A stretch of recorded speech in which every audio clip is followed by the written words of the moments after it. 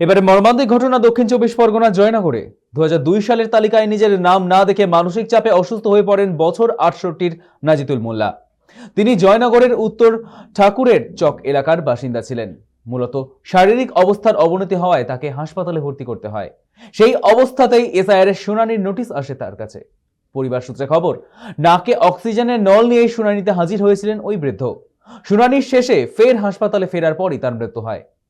পরিবারের দাবি, গত কয়েকদিন ধরে এসআইআর সংক্রান্ত দুশ্চিন্তার ফলে ভেঙে পড়েছিলেন তিনি।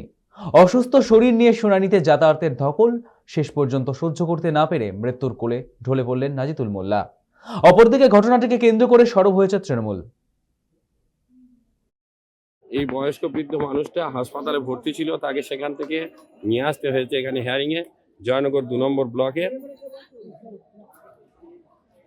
একটু আতঙ্কিত ছিল, আমাদেরকে বারবার ডেকে বলতো যে কি হবে, আমার নাম নেই, তোদের কি হবে বা আমার কি হবে, আমাদের নাম নেই, নাম কেটে গিয়েছে, কিভাবে কারা কেটে দিয়েছে, এই সমস্ত জিনিস সবসময় নিয়ে আমাদের সাথে কথা বলতো।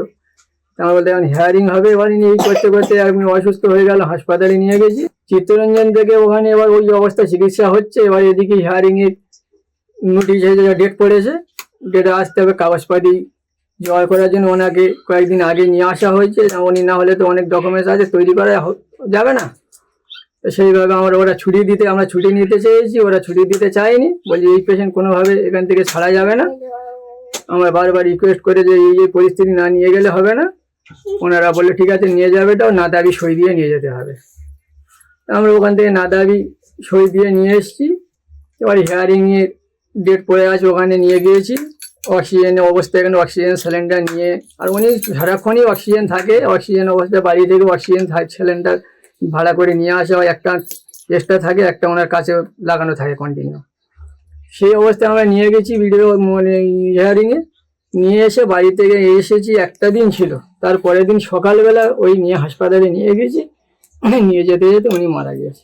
যেতে হাসপাতালে নিয়ে গিয়ে গেটে ঢুকিয়েছি, ডাক্তাররা এমার্জেন্সি রুমে, ওনাকে দেখতে দেখতে মারা গেছে। বাবার নাম নেই, সেখানে আমাদের কিভাবে কি হবে না হবে আমরা আতঙ্কিত এখনো। হিয়ারিং এর ডেটে তিনি হাজির হলেন এবং সেখানে অক্সিজেন, নাকে অক্সিজেন, মুখে অক্সিজেন সহ তিনি এই হিয়ারিং করালেন। এবং হিয়ারিং এ আসার পর থেকে তিনি আরো আতঙ্কগ্রস্ত হয়ে পড়েন এবং আতঙ্কগ্রস্ত হয়ে পড়ার পর তিনি অবশেষে সেই পরলোক গমন করলেন।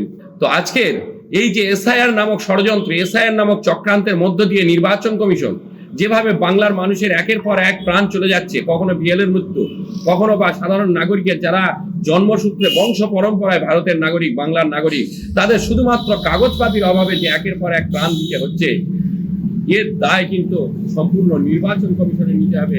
এবং বিজেপি বকলমে নির্বাচন কমিশনকে দিয়ে এই যে কাজটা করাচ্ছে, বাংলার নাগরিককে বেনাগরিক বানানোর এই যে ষড়যন্ত্র করছে, এর বিরুদ্ধে তীব্র প্রতিবাদ করছেন আমাদের নেতা অভিষেক বন্দ্যোপাধ্যায়। এবং অভিষেক বন্দ্যোপাধ্যায়ের নেতৃত্বে আমরা বাংলার মানুষ এই লড়াই করব।